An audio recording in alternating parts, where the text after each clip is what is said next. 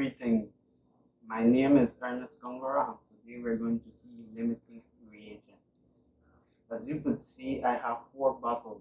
Each one contains 100 ml of vinegar. Also, you could see that each one contains a balloon. The first balloon contains 1/4 teaspoon of baking soda.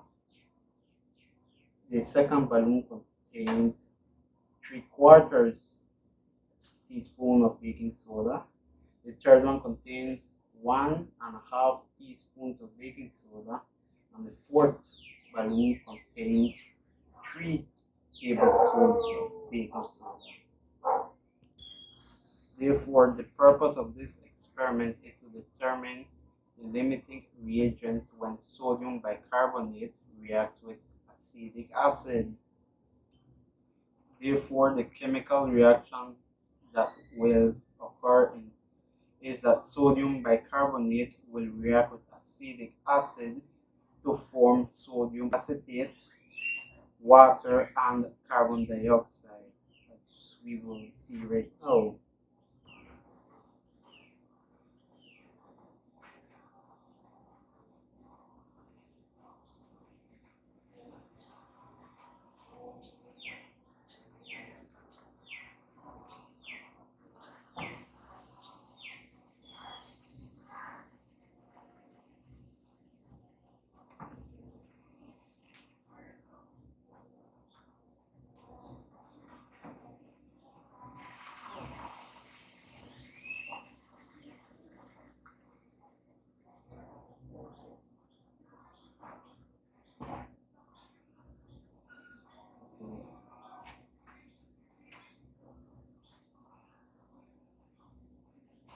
The reason why the balloons began to inflate is because the baking soda reacted with the vinegar, and as a result it produced carbon dioxide gas.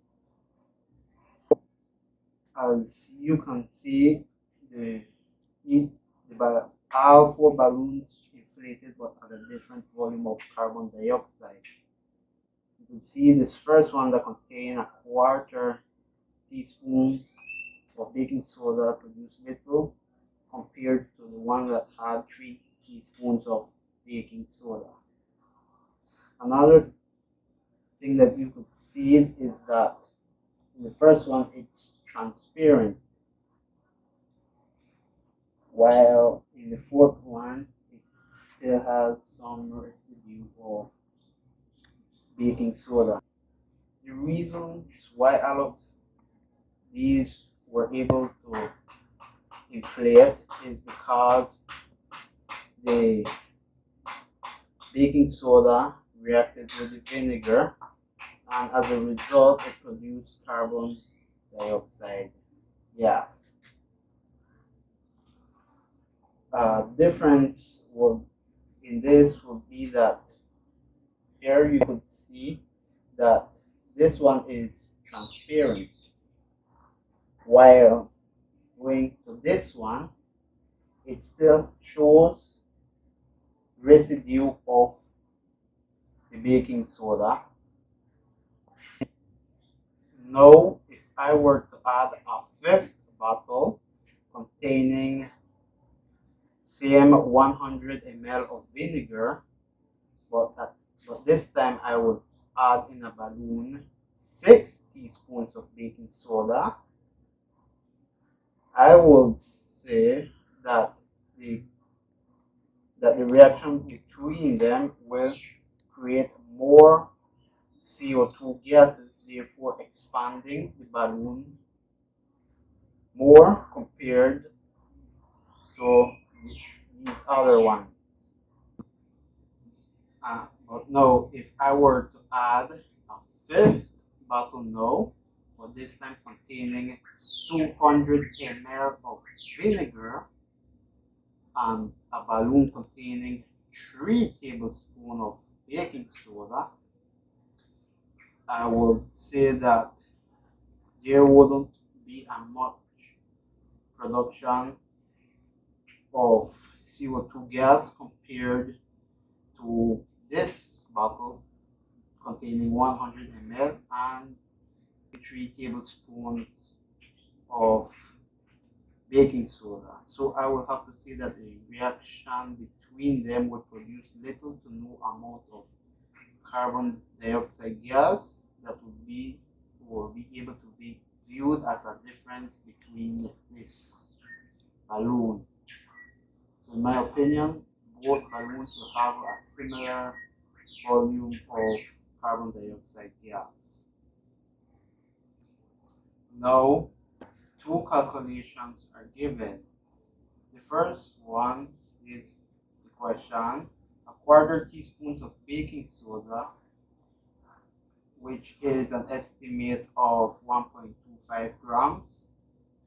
If it is reacted with 100 grams of vinegar, how many moles of carbon dioxide can be produced?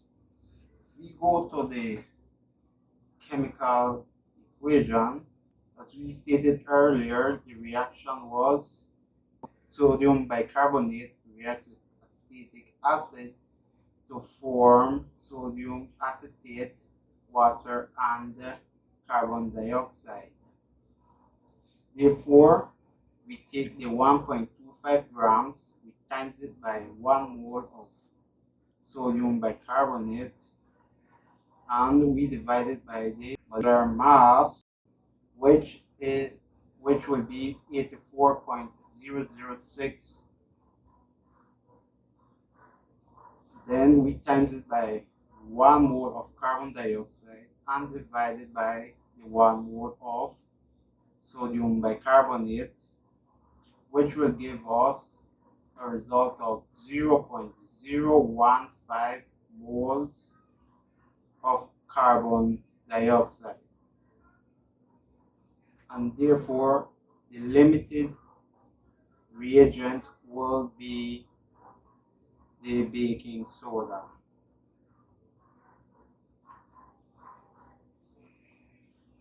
Now, the second question is a 10 grams sample of sodium bicarbonate was reacted with excess amount of acetic acid, resulting in a collection of 111.88 grams of carbon dioxide.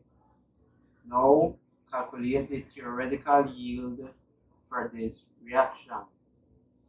Therefore, we need to take the 10 grams times it by 1 mole of sodium bicarbonate and divide it by the molecular mass, which will be 84.008, and therefore the result that we will get will be 0.119 moles of sodium bicarbonate.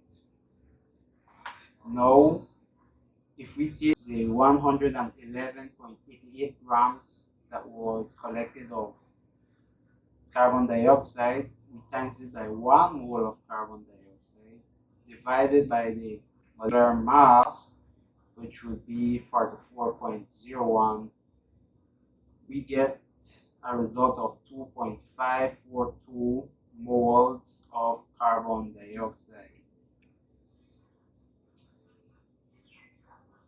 And therefore, this is it for this experiment and the explanation of it.